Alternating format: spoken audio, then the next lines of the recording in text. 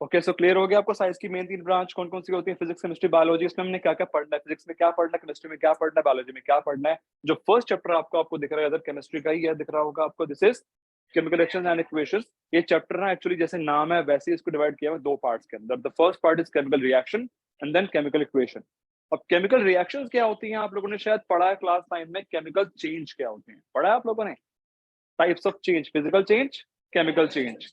वो chemical change जो आपने पढ़ा था वही सेम नेम चेंज हो गया है chemical reaction this time. Chemical change क्या था सात्विक? तो केमिकल चेंज ये था कि जो चेंजेस हो रहे हैं उसको मतलब कि वो दिखे ना, तो चेंजेस दिखे ना, दिखते भी हैं केमिकल चेंज। केमिकल चेंज अगर होता है आपके आसपास कहीं हो रहा है तो आपको साफ साफ दिखेगा, वो चुपचाप नहीं होते। केमिकल चेंज मोस्टली शोर मचाते भाई हम हो रहे हैं, बता रहा हूँ मैं। Chemical change are not mostly silent, they are mostly loud. yes, they are mostly irreversible. Very good. New substances are formed. Very good. Chemical property changes means new substances are formed. Very good. तो अगर कोई भी जगह पे, let's suppose मेरे पास एक piece of paper है, ये रहा, ठीक है, मैंने अगर इसको फोल्ड कर दिया ऐसे, चेंज हुआ? कुछ तो चेंज हुआ। तो ये चेंज कौन सा चेंज है? Physical change. कुछ नया नहीं बना, पेपर की प्रॉपर्टी चेंज हुई नहीं हुई। डबल फोल्ड कर दिया, कुछ चेंज हुआ। तो ये सब कौन सा चेंज है? This is a physical change plus this change is reversible. आपने लाइट को ऑन करा, ऑफ कर दिया, रिवर्सिबल है। बट आपकी ग्रोथ कैसी हो रही है? इरिवर्सिबल। आप चाहो छोटे हो जाओ वापस, हमें 10 पसंद नहीं आ रही 9 में घुस जाओ वापस, नॉट पॉसिबल। ठीक है, तो याद रखना जो भी चेंज रिवर्सिबल नहीं होता है, जहां कुछ आपको बनते हुए नया दिख रहा है, इज अ केमिकल चेंज। जैसे if I burn this paper, तब क्या होगा मुझे बताओ? कुछ दिख रहा है आपको? अब chemical change, you are saying भाई दिखते नहीं, ये लो दिख रहे हैं। प्लस नॉट जस्ट दिख रहे, मैं इसको पीछे भी छुपा भी लूं, आपको स्मोक स्मेल आ जाएगी। आना शुरू हुआ, स्मोक आया। क्या है वो smoke? That was the paper first. Ash नहीं, ash is the product.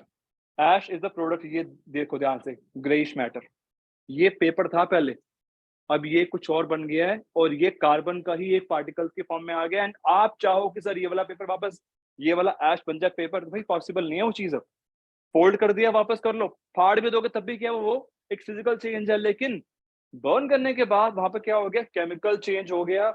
Paper से स्मोक बन गया, वाटर वेपर बना जो कुछ दिखा नहीं, इसमें पानी भी निकलता है। पेपर जलने के बाद यू गेट H2O।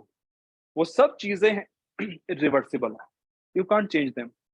तो अगर कहीं पर हीट निकल रही, जैसे हीट भी निकली, ऑफ कोर्स फ्लेम में हीट होती है, तो हीट का निकलना is a chemical change. Heat का चेंज होना is a chemical change. Heat change का मतलब क्या होता है? ज्यादा भी हो सकती है हीट, कम भी हो सकती है। System can be heated up और कूल डाउन। ऐसा नहीं कि गर्म ही होगा हमेशा, हीट निकल की भी आ सकती है, फिर एब्जॉर्ब हो सकती है। इसको एक्सोथर्मिक एंड एंडोथर्मिक। तो दोनों के दोनों केमिकल चेंज हैं। नया सब्सटेंस बनता है, आपको दिख ही रहा है, ash is a new product, water vapours are new product, और थिंग्स आर इरिवर्सिबल। तो वही चीज है, केमिकल रिएक्शन को कहेंगे हम। ठीक है, इसकी स्टेटमेंट क्या होगी?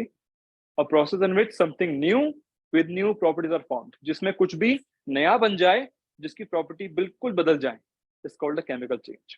आपने और कोई केमिकल चेंज देखे? एक तो ये देख लिया आपने, और बताओ मुझे अपने केमिकल चेंजेस क्या देखे हैं लाइफ में? यस, अगर आप कन्वर्ट करते हो मिल्क टू कर्ड, तो वापस होता है क्या वो कभी? रिवर्सिबल है वो प्रोसेस ना। तो फॉर्मेशन ऑफ मिल्क से कर्ड का बनना is also a chemical change. Growth chemical change. Digestion क्या होता है?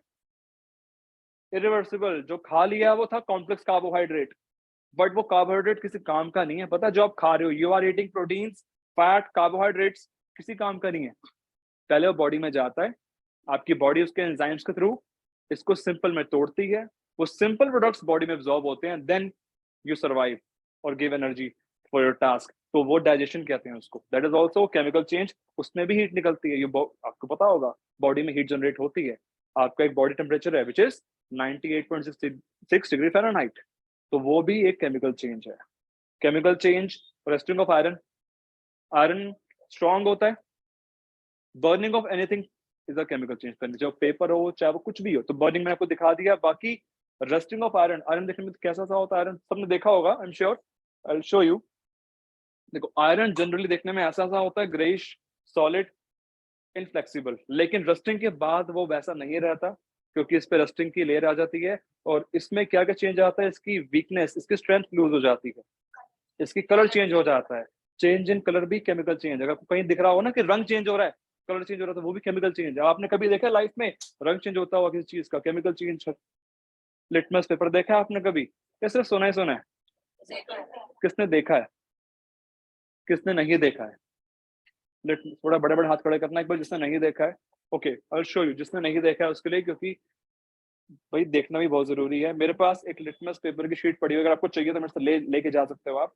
मेरे पास ये लिटमस पेपर है, दिखने में ऐसा सा होता है लिटमस पेपर, ठीक है। अब आपको पता है इसमें कलर चेंज कब होता है? एसिड्स में रेड, बेस में ब्लू हो जाता है, पता है ना। अब मेरे पास मान लो कोई भी कंपाउंड पड़ा हुआ है, आपको बताऊंगा नहीं, शायद आप गेस कर सको ये क्या चीज है, बट स्टिल सबको नहीं पता हुआ ये क्या चीज है। अब आई नीड टू टेस्ट कि ये एसिड है या बेस है। तो अगर मैं इस पे लगा दूं खोल के, अभी दिख रहा होगा आपको येलोविश है,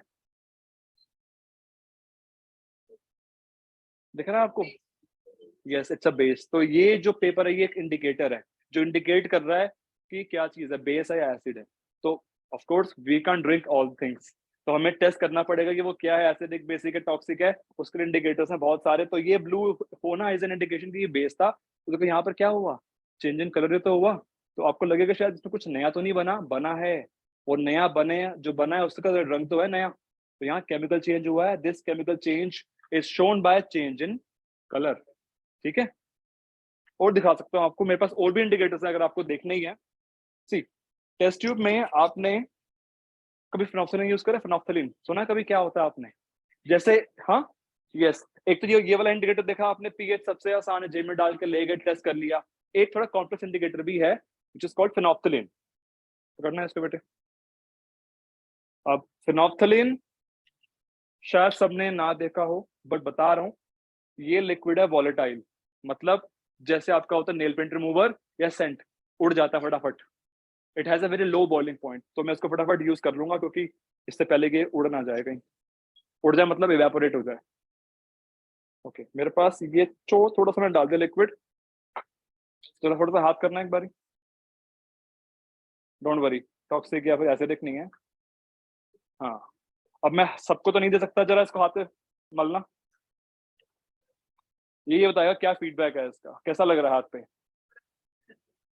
गरम गरम? उल्टा लग रहा है, ठंडा ठंडा लगेगा आपको।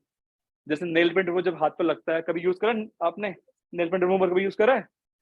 तू क्या कह रहा है भाई? अच्छा, गिर गया था हाथ पे, ओके। अगर कभी यूज करा है तो ऑफ कोर्स ठंडा ठंडा लगता है ना आपको, आपने तो ऑफ कोर्स यूज किया होगा, लड़कियों ने तो।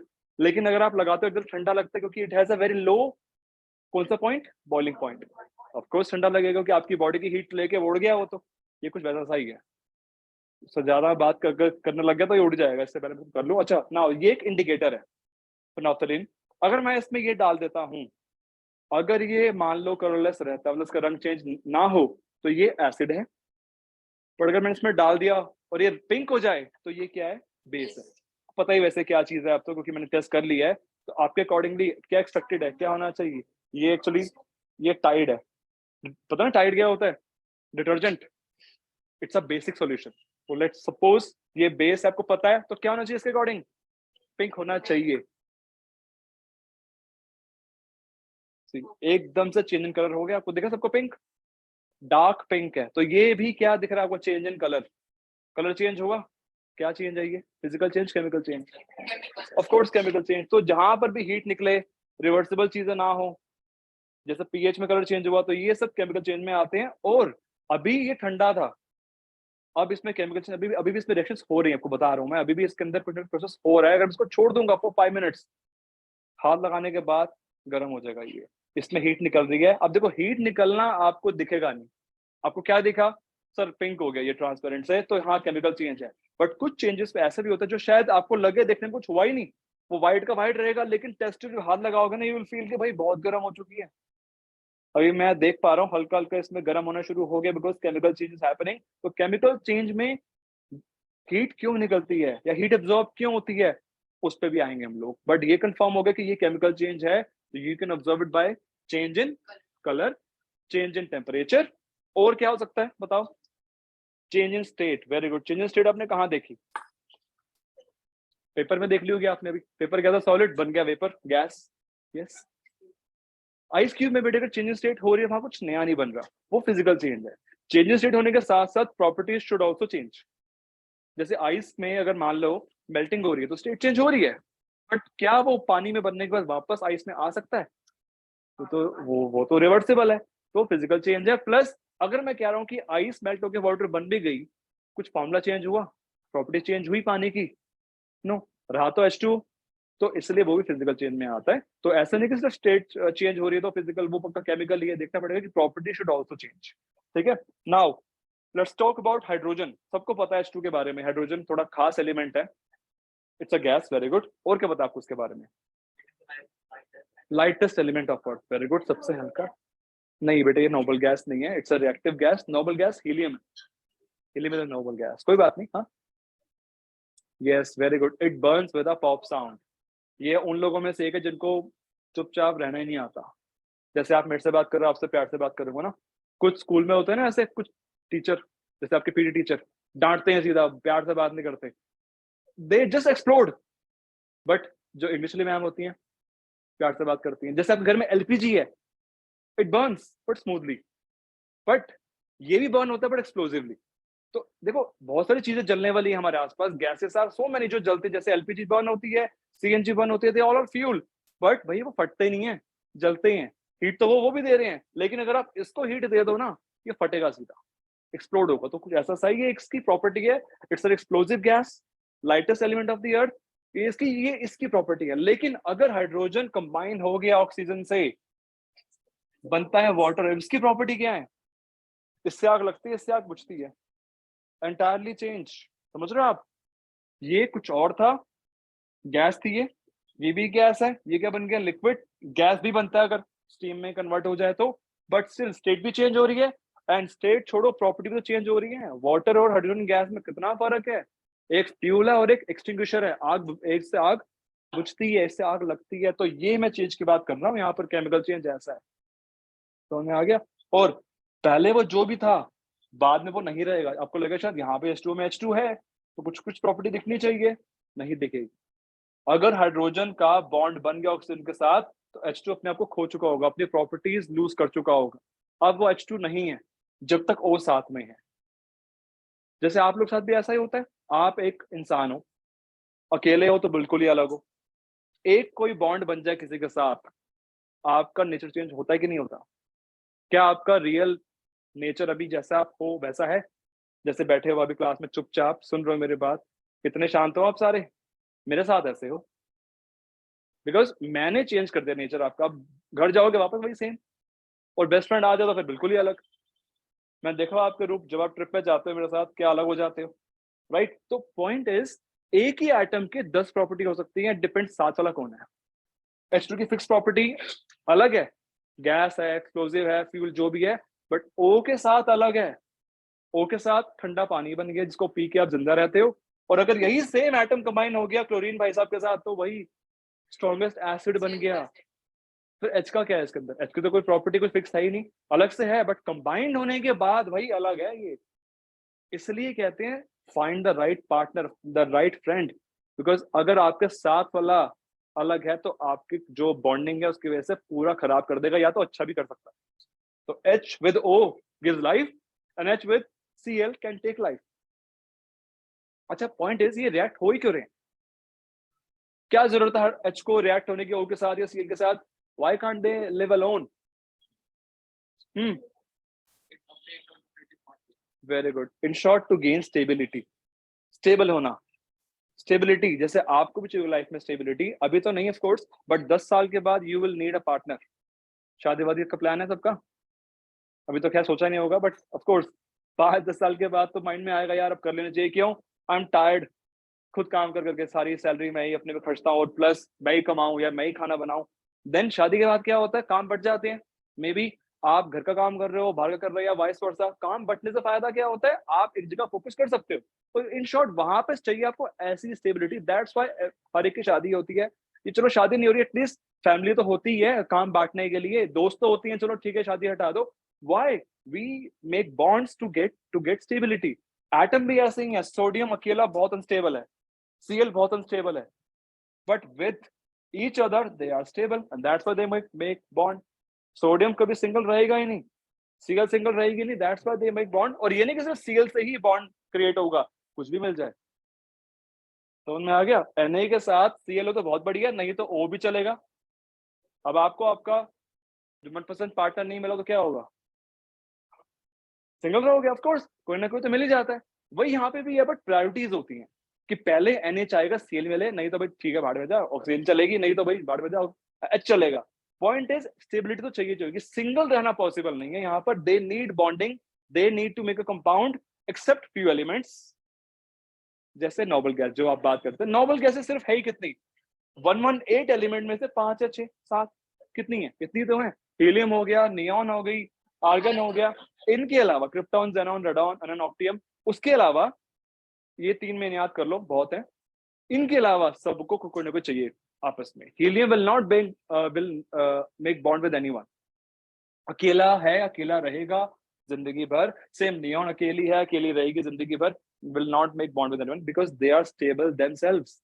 रीजन भी है इनका कि क्यों नहीं बना रहे. भाई अकेले ही खुश है, जरूरत नहीं. एग्जैक्टली अगर कोई खुद ही स्टेबल है, उसको क्यों चाहिए कोई? इन सबको चाहिए.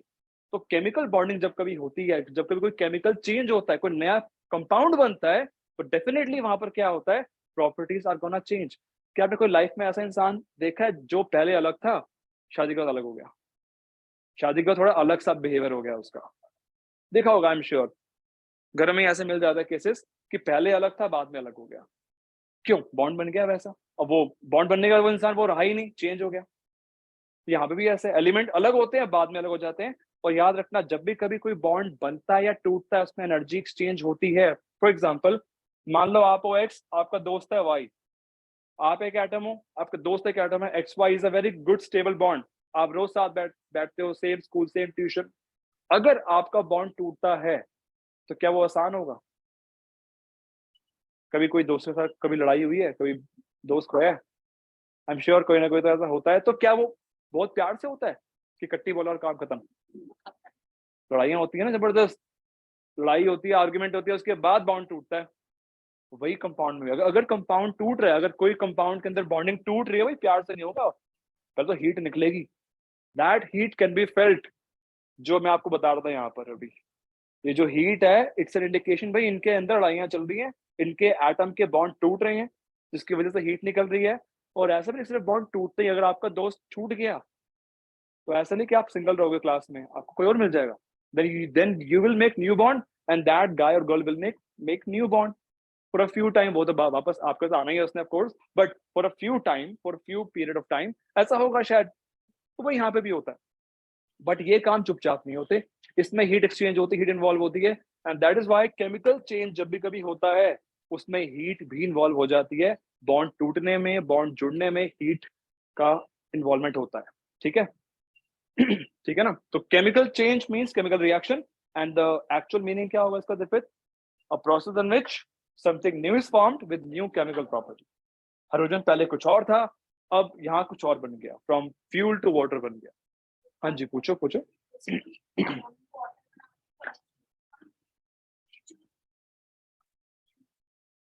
हाइड्रोक्साइड आयन, बहुत फर्क है. हाइड्रोक्साइड आयन के अंदर क्या होता है? पहली बात तो ये कंपाउंड नहीं है.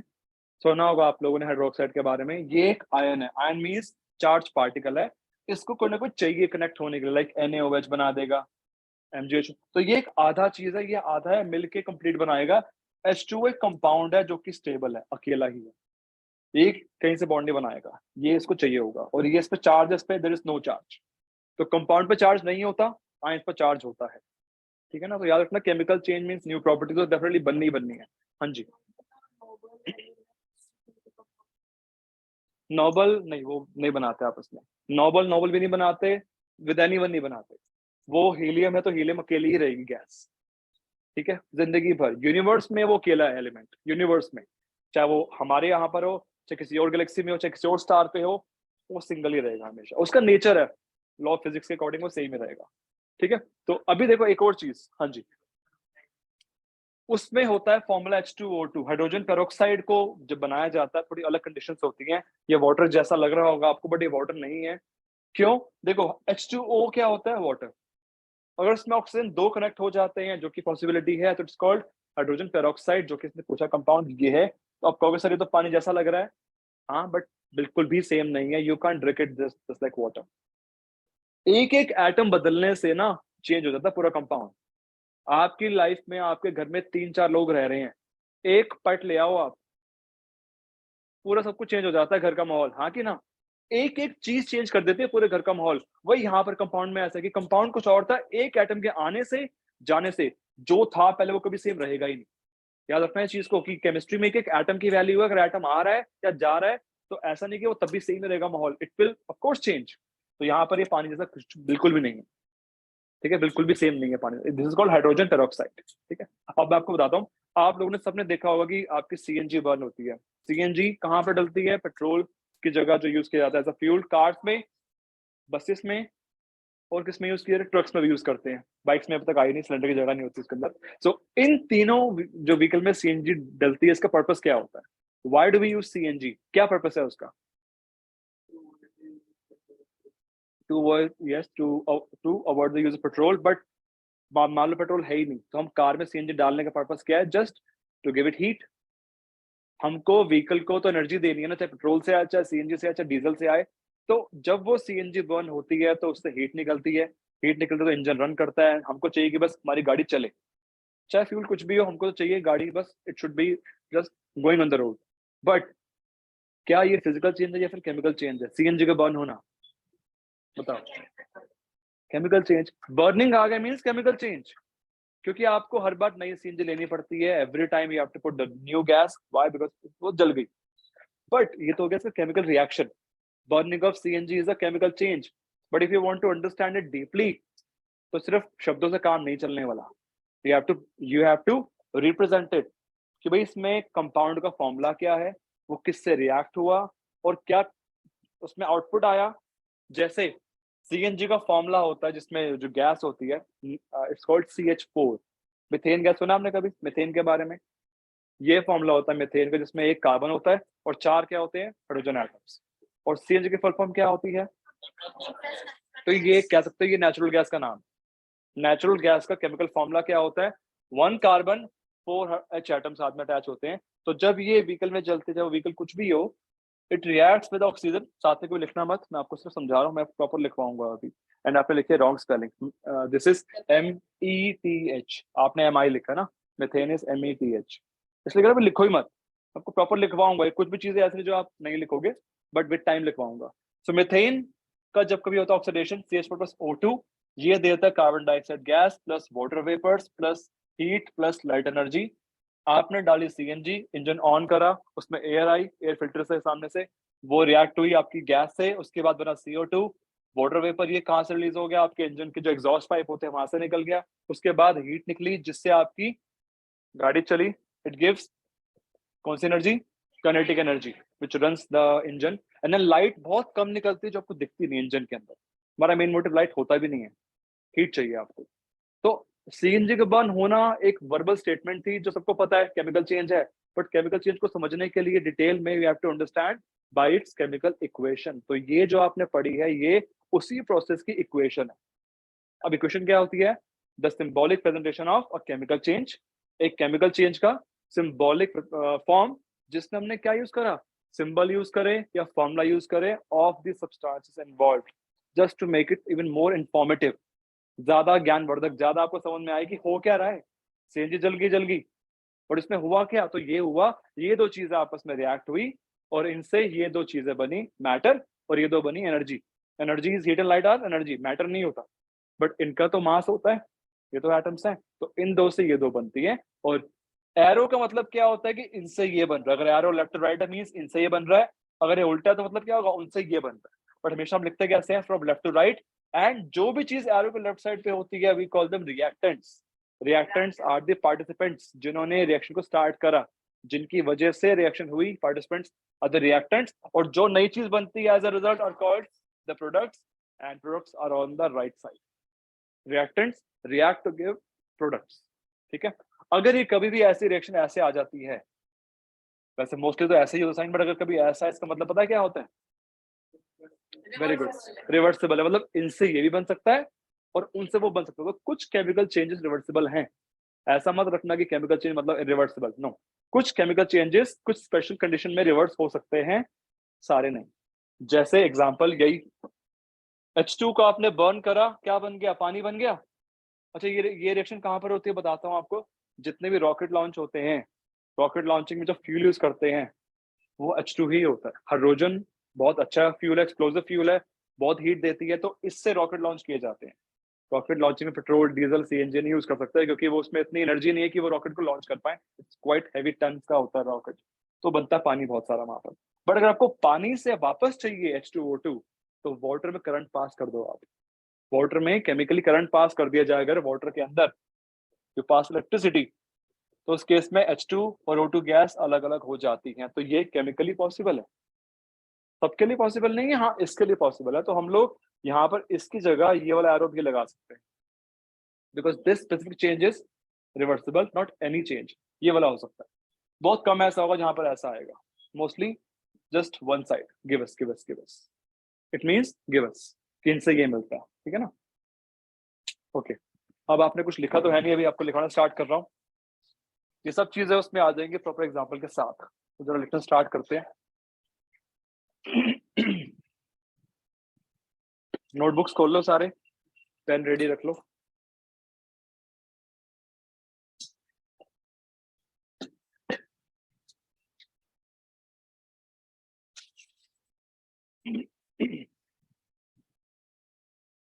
डाल heading chapter 1, chemical reactions and equations. Chemical reactions and equations.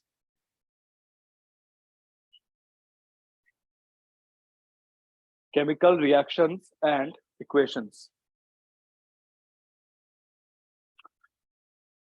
इसके बाद सब heading just chemical reaction. Chemical reaction, the process in which something new with new properties are formed, the process in which something new with new properties are formed is known as chemical reaction। जिसमें कुछ नया बने नई properties के साथ।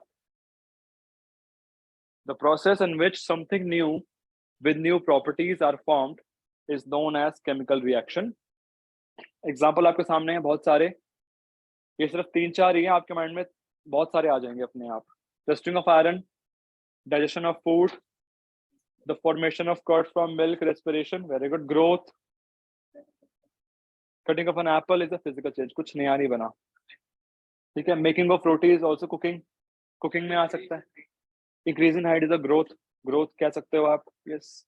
तो अभी आप ये 3-4 लिख लो, बाकी इसके एग्जाम्पल तो बहुत सारे हैं, लिखना पॉसिबल नहीं है, बट हाँ सबको समझ में आना चाहिए कि बेसिकली चल क्या रहा है, केमिकली चेंज कौन से होते हैं केमिकल। एक सेकेंड, बाकी आपको मैं बुक्स दे दूंगा with in a week.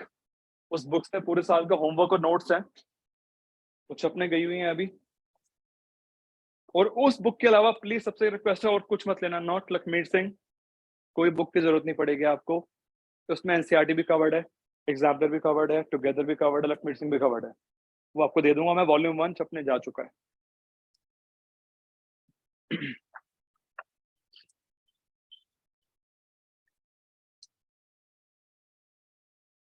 But तब तक आपका काम ना रोके, मैंने कुछ नोट्स बनवा दिए थे केमिकल रिएक्शंस के, बुक्स में तो होंगे ही, अलग से भी ले लो जब तक बुक्स नहीं आ रही है। पकड़ना एक बारी, एक रख के ना लेफ्ट राइट डिस्ट्रीब्यूट कर दो आप, बाकी मैं और दे रहा हूँ। इसमें सब कुछ गिवन है, इसके अलावा कहीं से मत पढ़ना, जरूरत नहीं पड़ेगी आपको, इसमें सब कुछ कवर्ड हो जाएगा आपका, एनसीईआरटी क्वेश्चन से लेके एक्स्ट्रा क्वेश्चन तक।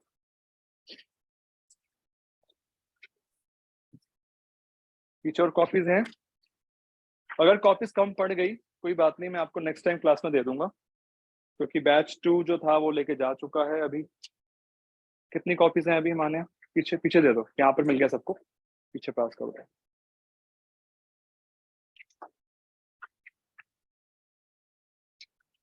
जिसको नहीं मिली कोई दिक्कत नहीं, परसों दे दूंगा आपको मैं, बस अभी जितनी है मैंने वो दे दी है। आपको नहीं मिली पीछे वाले बच्चों को ना, कोई बात नहीं, परसों मिल जाएंगे आपको। अभी बता दो क्या करना है, अभी तो आज सिर्फ बेसिक्स ही हो रहे हैं। देखो अगली क्लास मेन जो स्टार्ट होगी वो अगली से ही होगी, क्योंकि आज सिर्फ बेसिक्स हुआ है, केमिस्ट्री का मतलब क्या है, प्लस बेसिक्स ऑफ रिएक्शन। परसों से आपको मिलेगा होमवर्क। अभी आज नहीं लिख लिया आप लोगों ने ये रिएक्शंस के एग्जांपल 3 लिखे हैं और भी लिखे हैं, ग्रोथ भी ऐड कर लो इसके अंदर, growth is also a chemical change.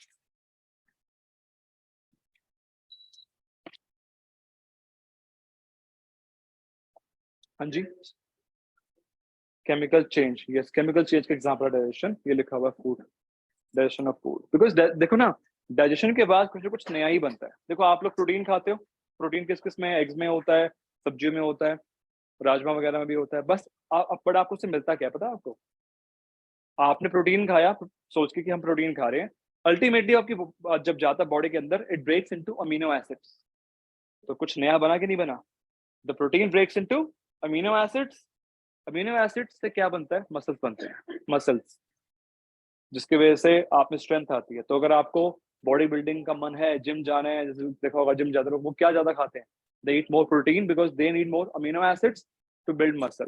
तो आपने खाया कुछ, वो बन गया कुछ और केमिकली, तो of course it's a chemical change. अब कुछ लोग क्या क्या करते हैं, they take shortcuts, they take directly सीधा अमीनो एसिड ले लेते हैं। देखा होगा शायद आपने, अमीनो एसिड्स के इंजेक्शन आते हैं, सप्लीमेंट्स आते हैं कि कितना कौन खाए प्रोटीन, सीधा अमीनो एसिड्स ही खा लो, उनको फिर लिवर पे डैमेज होता है। तो इसलिए वो चीज नहीं करनी चाहिए, बॉडी खुद अपना अपने हिसाब से डाइजेस्ट करके बॉडी को देती है जितना चाहिए। सो केमिकल ब्रेकडाउन तो ऑफकोर्स होता है, डेफिनेटली होता है। आपकी बॉडी में हीट है, ये बॉडी का टेम्परेचर आपका मेंटेन्ड है, इससे ज्यादा हीट नहीं निकलती, बट इसको गर्म रख पाना इज ऑल्सो हीट एवोल्यूशन। सोचो आपकी बॉडी में हीट बनना हो जाए बंद, 2 मिनट के लिए बंद हो जाए, पता क्या होगा? We'll be cold. Dead bodies कैसी होती हैं? ठंडी हो जाती हैं, क्योंकि इसमें मैकेनिज्म रुक जाता है। तो respiration keeps you warm, it's a constant change, वो आपकी बॉडी में लगातार हीट निकली जा रही है, बट ऐसा लग रहा है कि वो फिक्स्ड है, कॉन्स्टेंटली फिक्स्ड है, बढ़ नहीं रही घट नहीं रही। जैसे आपका एसी के क्या करता है, आपके हीटर क्या करते हैं, हीट देता रहता है लगातार, रूम को ज्यादा हीट नहीं करता, बट एक आपने सेट करके रख दिया 30 पे, तो 30 पे रखेगा। सेम आपकी बॉडी जो आपको रखती है फिक्स, किस पे? 98.6 पे। तो यस, उसके लिए भी केमिकल चेंज होना बहुत जरूरी है। आपकी बॉडी में रेस्पिरेशन जो प्रोसेस है, जो सांस लेने के बाद होता है, उससे आपको हीट मिलती है। ठीक है, हाँ जी, yes. Burning of candle, very good example. ये कौन सा चेंज है, फिजिकल चेंज है या फिर केमिकल चेंज? बोथ। अगर बर्निंग की बात करें तो जो बर्निंग वाला पार्ट है वो तो केमिकल चेंज ही है, but melting of wax because of the heat is a physical change. तो उसमें दोनों चेंज हो रहे हैं, मेल्टिंग वाला पार्ट फिजिकल है, बर्निंग वाला part because that wax, wax का क्या होता है, कम होती कि नहीं होती? वो वैक्स कहाँ जा रही है? It's turning into the vapours, carbon dioxide, water. तो वो वाला पार्ट केमिकल चेंज है, मेल्टिंग वाला पार्ट फिजिकल चेंज।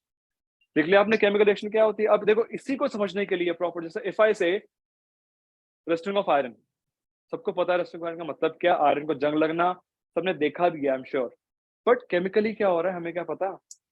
तो we have to understand in the form of chemical equation. Equation में क्या हो जाएगा कि कौन किससे रिएक्ट हुआ, आगे ध्यान दो, कौन किससे रिएक्ट हुआ और क्या क्रिएट हुआ, क्या बना, वो होगा पूरा केमिकल इक्वेशन। तो पहले हम लिखते हैं केमिकल इक्वेशन का मतलब क्या होता है। It is the method of representing any chemical reaction in the form of symbol and formula of the substance involved। जितने उसमें सब्सटेंस इन्वॉल्व हुए हैं, चाहे रिएक्शन साइड पे चाहे प्रोडक्ट साइड पे है, उन सब का प्रॉपर फॉर्मूला क्या है, सिंबल क्या है, उसको प्रॉपर लिखना इज कॉल्ड केमिकल इक्वेशन। अभी लिखो मत, मैंने आपको समझाया है, अभी डिटेल में और समझा रहा हूँ, उसके बाद आप लिखोगे। सो सिंबल फॉर्मूला में फर्क क्या होता है, मुझे बताओ, सिंबल फॉर्मूला में फर्क क्या होता है?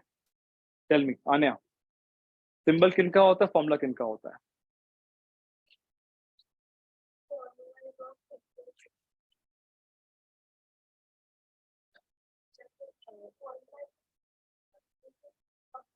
Compounds, very good. तो कंपाउंड्स का फॉर्मूला होता है, कंपाउंड्स क्या होते हैं पता है? जहां पर 2 या 3 एटम कंबाइन हो जाएंगे, कॉल्ड अ कंपाउंड। जैसे आप अकेले एलिमेंट हो, राइट, आपके और आपका भाई या बहन is a compound because they have a bond. तो जहां पर भी 2 या 3 चीजें कनेक्ट हो जाए, वो उसको क्या बोले, कंपाउंड बोलेंगे। लाइक H2O क्या चीज है, कंपाउंड है, HCl कंपाउंड है, but only oxygen is a element, और एलिमेंट का सिंबल होता है, फॉर्मूलाज कंपाउंड्स के होते हैं। तो H2SO4 क्या है, सिंबल नहीं है, कंपाउंड का फॉर्मूला है, बिकॉज उसमें ज्यादा एटम्स हैं, लेकिन ओनली हाइड्रोजन H क्या है, वो सिंबल है।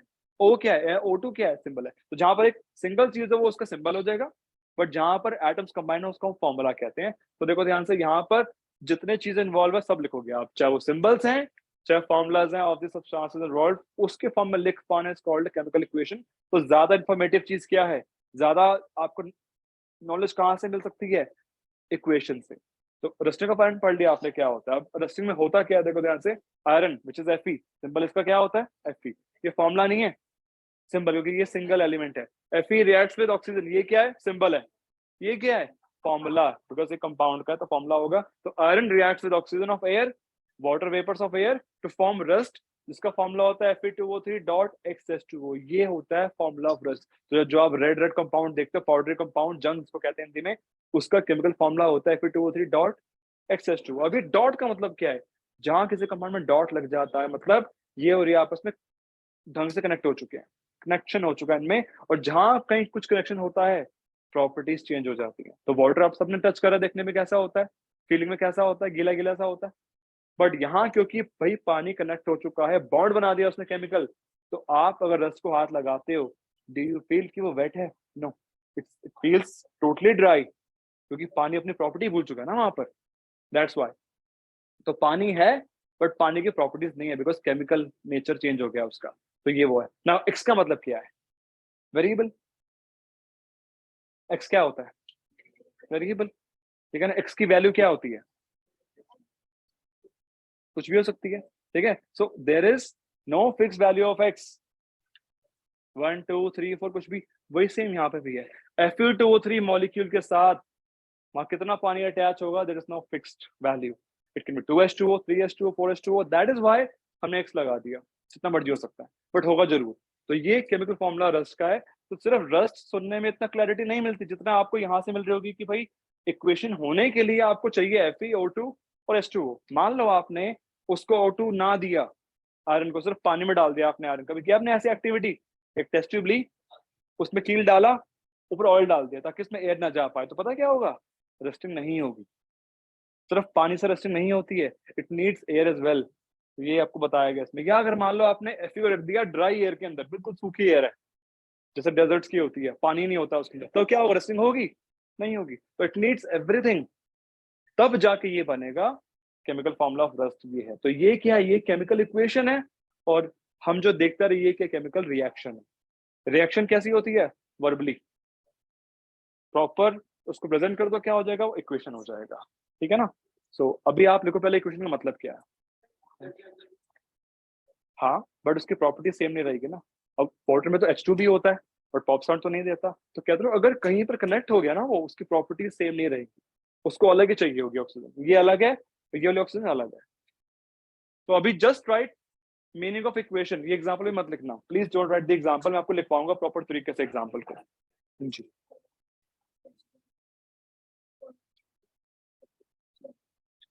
हाँ क्योंकि एयर अंदर नहीं गई।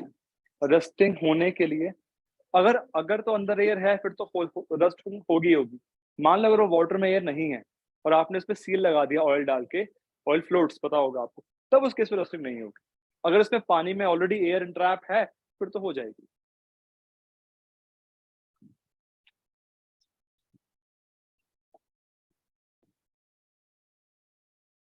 चलिए मैं लाया हूं, आपको दे दूंगा।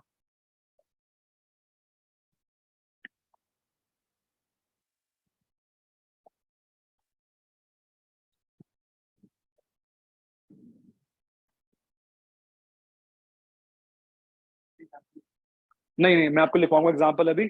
जस्ट राइट इन्वॉल्व तक, बस इन्वॉल्व तक लिख लो, उसके बाद मैं मैं लिखवाऊंगा।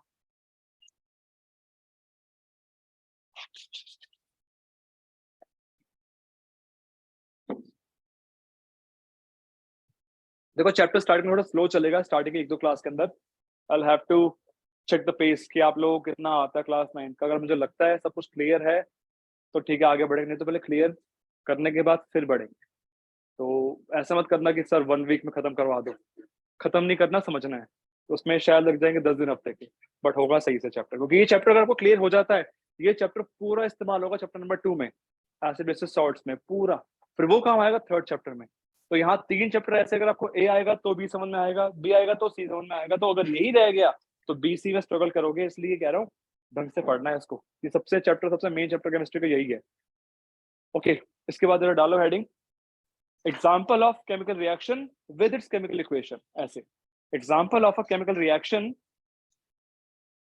example of a chemical reaction with its chemical equation, example of a chemical reaction with its chemical equation, example of a chemical reaction with its chemical equation. तो देखो आपको लिखवा रहा हूँ एग्जाम्पल ऑफ केमिकल रिएक्शन, जो आपने already लिखा भी था। अच्छा, रिएक्शन के लिए ना मैं बहुत बार लिखूंगा RxN, तो समझ जाना ये रिएक्शन ही है। और इक्वेशन के लिए वी राइट E Q की पावर n, तो वो एग्जाम में लिख सकते हो आप, चलेगा। ठीक है, तो chemical reaction is rusting of iron, verbal सुनने में भाषा में लिख दो बस, बट इसके अंदर क्या हो रहा है वो क्या हो जाएगा, उसी चीज के लिखवा रहा हूं साथ साथ chemical equation. So that will be iron reacts with oxygen plus water to give Fe2O3 dot X2O, which is the chemical formula of rust.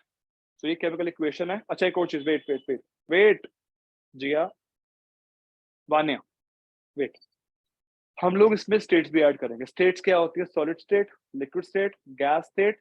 ये अगर कोई चीज पानी में एडेड है तो इसको एक्वा स्टेट, एक्वा क्या होता है, वाटर, तो water solution is called aqua state. ये हम तीन चीज ऐड करेंगे to make equation more informative, कि ये किस स्टेट में रिएक्ट होता है, ये किस स्टेट में होता है रिएक्ट, आयरन किस स्टेट में होता है सॉलिड, उसके लिए एस आ जाएगा। हम नेक्स्ट टाइम करेंगे प्रॉपर, अभी से ब्रीफ पे करवा रहा हूँ। ओ किस स्टेट में होता है ऑक्सीजन, गैस, H2O। देखो रस्टिंग होने के लिए वाटर हो सकता है लिक्विड में भी और गैस में भी, वैसे मोस्टली वेपर्स में होता है। आपने कोई कील रखा घर में, पानी भी नहीं उसके आसपास, but still it gets rusted, तो वो कहाँ से ले रहा है पानी, एयर में से। तो वाटर में काफी होता, सॉरी एयर में काफी वाटर होता है, तो हम इसमें चलेंगे GL चलेगा, मैं भी L लिख रहा हूँ, जी में भी काम चलेगा बिकॉज वेपर्स होते हैं वाटर के। नाउ रस्ट किस स्टेट में होता है, आपने हाथ लगाया हुआ रस्ट को, किस स्टेट होती है, पाउडर स्टेट क्या होगी, सॉलिड, तो ये होती है सॉलिड स्टेट। तो ये केमिकल इक्वेशन है रस्टिंग की, बोलना is just rusting reaction, equation ये है, ज्यादा इंफॉर्मेटिव ये होती है। ठीक है, तो एक बार लिख लो। इसमें एक मिस्टेक है, अभी शायद आपको पता भी हो, दिस इज नॉट बैलेंस्ड, वो करना सीखेंगे तो ही बताऊंगा क्या होता है। अभी ये क्वेश्चन अनबैलेंस्ड है, atoms are not balanced, but कोई बात नहीं, आज के लिए इनफ है, नेक्स्ट टाइम करेंगे इसको बैलेंस।